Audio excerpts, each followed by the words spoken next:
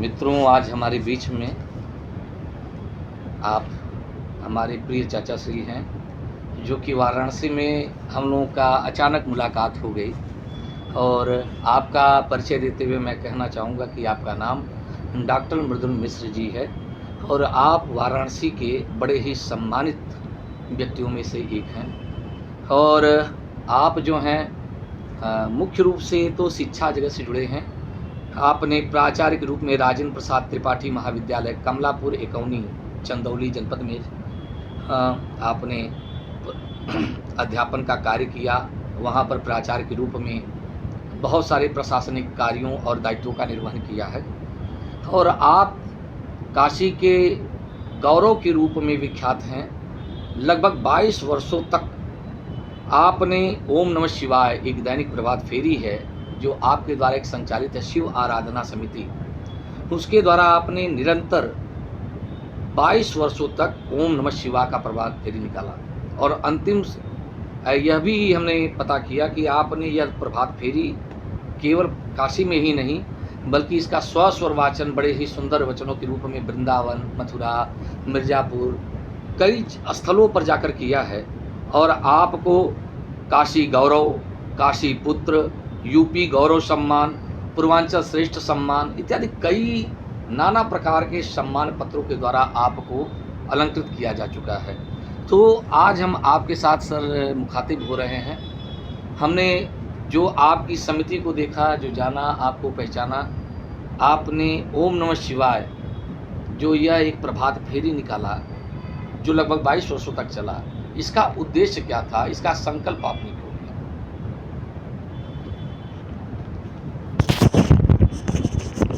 जी,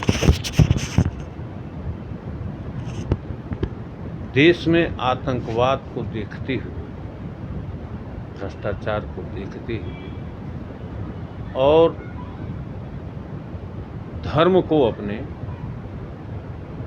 कमजोर देखते हुए लोगों के समाज में जो एक उनकी भावना बन रही थी, विचार एक आया कि कुछ एक ऐसा नूतन आध्यात्मिक आंदोलन किया जाए जिससे सभी लोग प्रभावित हों। जी, क्योंकि मनुष्य की फितरत में है कि वह नवीन चीजें सुनने का आदि होता है। प्राचीनता से उसकी एक उबाऊ सी विकोर हो जाती है। ध्यान दीजिए, बचपन में हम लोगों ने गाँव में, शहर में हरे राम राम राम का कीर्तन होता था। जी जी जी, हैं? हाँ, कि हरे रामा राम रामा हरे हरे, हरे कृष्णा कृष्ण कृष्ण हरे हरे। हम कभी भी किसी भी संकट में अपने को समझते थे, पानी की बरसात करानी होती थी या कोई शुभ मंगल कार्य करने जाते थे तो घर में राम राम का कीर्तन होता था सबसे पहले। धीरे धीरे यह परंपरा लुप्त हो गई। जी जी, अब वो नहीं सुनाई दे रहा है। हम नवीन जैसे मान लीजिए कोई गीत आता है, कुछ दिनों तक बड़ा चमकता है,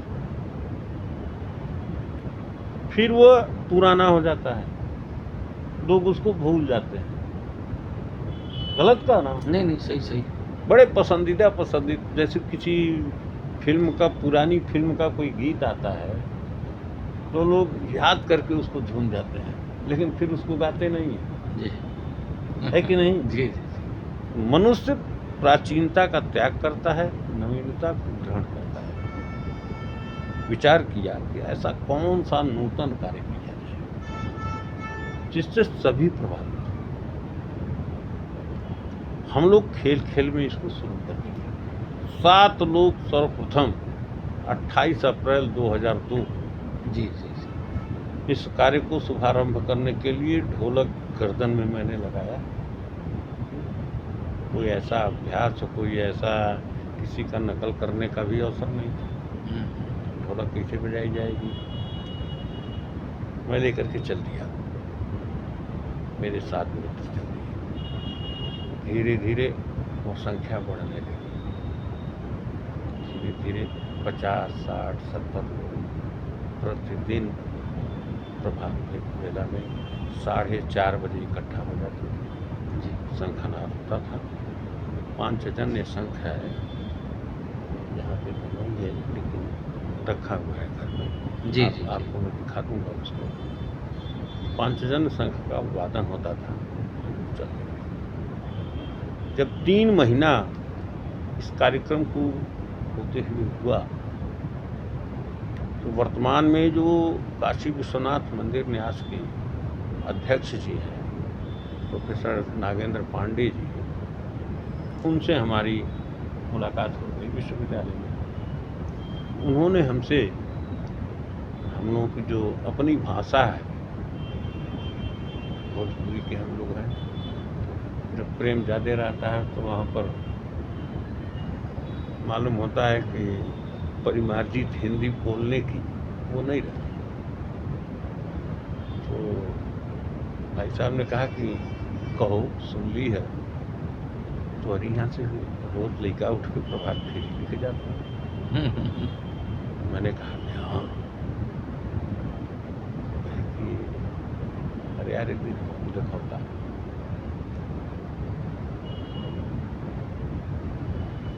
उस समय वो शायद ज्ञानचंद जी के प्रतिनिधि भी थे क्या, उत्तर प्रदेश संस्कृत संस्थान के अध्यक्ष भी रहे हैं डॉक्टर साहब। जी जी। तो उन्होंने कहा हम दिखौता। जब कहा वह कि हमके अपने हमारे घर से उठा ला। मैं उनके घर 4 बजे पहुँच गया था, लेकर के आया प्रभात फेरी। यहाँ से गंगा घाट तक गए। डॉक्टर साहब वहाँ पहुँचने के बाद थक कर चूर हो गए, लेट गए पत्थर की उस पर, आराम कर दिया। ये बहुत बड़ा काम है, इसको एक संस्था का स्वरूप लीजिए।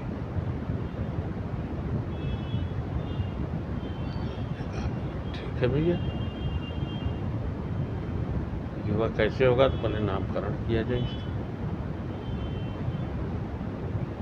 क्या नाम रखा जाए?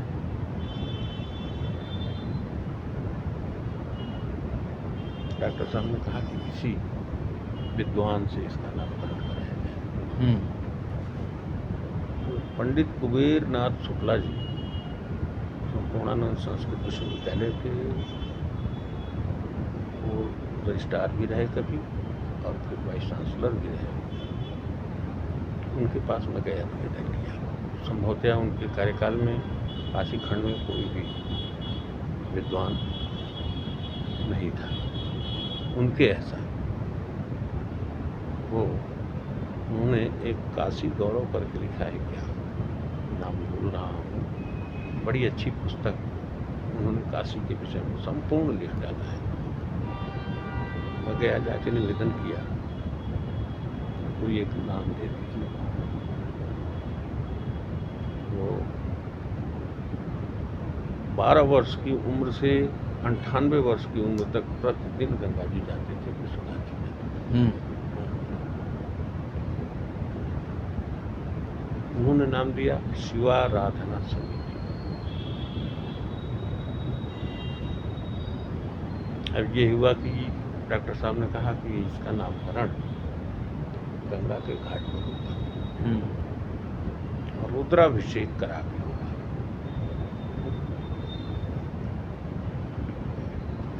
यहाँ का सामान है, सब लोग गंगा जी बैठे हुए, पूजा करे खातिर सामान का कौन आवश्यकता है? गंगा जी है, बालू है। 5 ब्राह्मणों ने बालू पर गंगा जी से जल लेकर के अभिषेक किया। और नामकरण इसका किया गया। हमने सभी ब्राह्मणों को 11-11 रुपया दक्षिणा दिया था। सन 2002 में जब यह कार्यक्रम हुआ, पैसे थे नहीं, एकाएक घोषणा हुई है, 11-11 रुपया मैंने सबको दिया। डॉक्टर नागेंद्र पांडे जी आचार्य की भूमिका में रहे और उन्होंने अपनी तरफ से 500 रुपये संस्था को दिया और एक बात बोली कि आज तक के जीवन में लगभग 2000 सम्मेलनों में डॉक्टर नागेंद्र पांडे शामिल हुआ है, सहभागिता किया है। जहाँ भी कहीं गया हूँ यही बोला हूँ कि राष्ट्रीय स्वयंसेवक संघ इस राष्ट्र का सबसे समर्पित आदर्श जीवन है। लेकिन आज डॉक्टर नागेंद्र पांडे यह बोलता है कि राष्ट्रीय स्वयंसेवक संघ के 100 स्वयंसेवक इस संस्था के एक साधक की समानता नहीं कर सकते। बारंबार यह ब्राह्मण आप सबको प्रणाम कर रहा है। यह डॉक्टर साहब की भाषा रही। उन्होंने कहा कि मृदुल जी अभिषेक में बोले कि इसका औचित्य क्या होगा, पंचाक्षर जप का औचित्य क्या होगा। के बाद बताऊँ तो उन्होंने कहा कि आतंकवाद का समापन और बाबा विश्वनाथ के सभी विवादित मुद्दे हल हो रहे हैं। हाँ, ठीक है। हम लोग एक्यूरेट एक समय पर जो इस आकांक्षा को लेकर के चले, प्रतिवर्ष गंगा घाट पे भंडारा होता रहा है। 5,000-10,000 लोग वहाँ प्रसाद ग्रहण करते थे।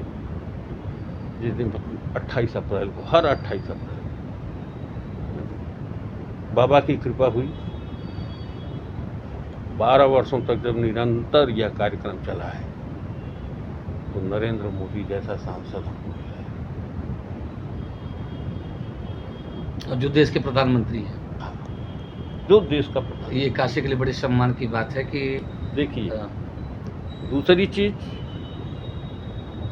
जब 21 वर्ष चला है यह कार्यक्रम, बाबा खुदे मुक्त हो गए। बोलिए जी जी जी, गलत कह रहा हूँ? जी जी, आतंकवाद लगभग समाप्त हो चुका है। बात समझे कि नहीं? जी जी, आतंकवाद का तात्पर्य एक राष्ट्र से दूसरे राष्ट्र पर ही नहीं है। आतंकवाद का तात्पर्य है कि मनुष्य की भावनाओं में जो यह आतंकवाद प्रवेश कर गया, अर्थात पुत्र यदि पिता के साथ भी दुर्व्यवहार करता है, यह आतंकवाद है। ये भी आतंकवाद। हम कहीं रास्ते में जा रहे हैं, हमारे साथ दुर्व्यवहार हो जाए, यह आतंकवाद है। और मनुष्य की इस भावना को समाप्त करने की क्षमता न तो किसी संविधान में है, न तो किसी देश में है। अंतरात्मा को स्वस्थ करने का, स्वच्छ करने का किसी के अंदर कोई वो नहीं है। हकीकत की चीज है। एकमात्र एक ही शक्ति जो परम शक्ति है, वही कुछ परिवर्तन कर सकती है तो कर सकती है। जी, हमारी आपकी क्षमता नहीं है। हमने विचार किया कि पंचाक्षर मंत्र का आंदोलन चलाया जाए इस कामना के साथ। फिर विचार किया, यदि मंत्रों में इतनी क्षमता होती है कि शरीर पे उनका एक वैज्ञानिक प्रभाव क्या होता है, ऐसा कहा जाता है कि ऋषि मुनि हजारों वर्ष जिंदा रहते थे, सैकड़ों साल, क्या कहा जाए। हैं? मैंने चिंतन किया इस पर, अपने गुरुदेव से पूछा कि मुझे पंचाक्षर मंत्र के विषय में मैं जानना चाहता हूँ।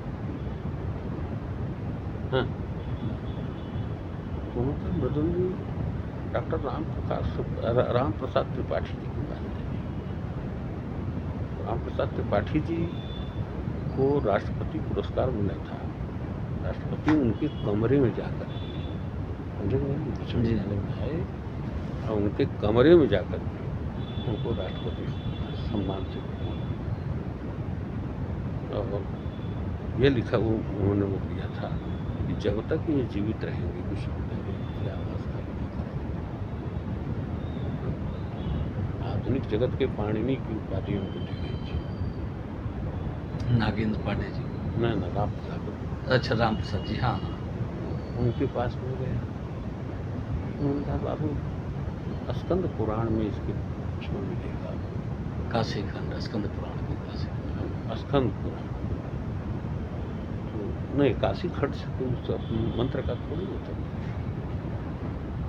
तो मैंने उसमें देखा भैया कि लिखा हुआ था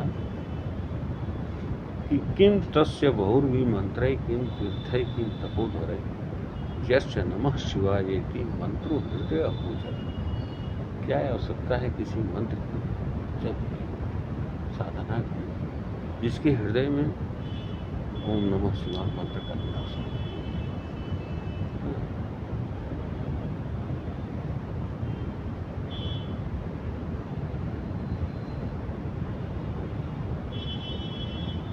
किम तस्य बहुर्वी मंत्रै किम तीर्थै किम तपोधरै यस्य नमः शिवायेति मंत्रो हृदय अगोचर। ऐसा स्कंद पुराण में लिखा है। फिर लिखा है कि सर्वेषामपि यज्ञानां सर्वेषां श्रेयसामपि सर्वेषामपि पुण्यानां जप यज्ञ परस्मृतः। सभी साधनाओं में, सभी यज्ञ में, समझे कि नहीं, सबसे बड़ी पूजा जप यज्ञ। जप यज्ञ गीता में लिखा है भगवान ने, यज्ञानाम जपास्मि।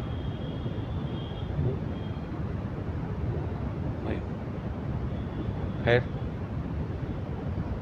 सर, अभी एक और चीज़ पर हम आपसे बात करेंगे, सुने, तब तक इसको थोड़ा सा रोक रहे हैं, ठीक है। तो अभी आप सुन रहे थे डॉक्टर मृदुल मिश्र जी को पंचाक्षर मंत्र को लेकर के जो इन्होंने अपना चलाया था दैनिक प्रभात फेरी, उसके संकल्प और उद्देश्य को लेकर के। फिर मिलते हैं एक नए विषय को लेकर के।